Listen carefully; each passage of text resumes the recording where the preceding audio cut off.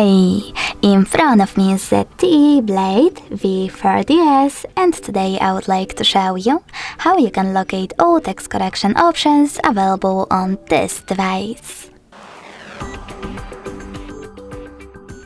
First of all, open Settings and scroll all the way down.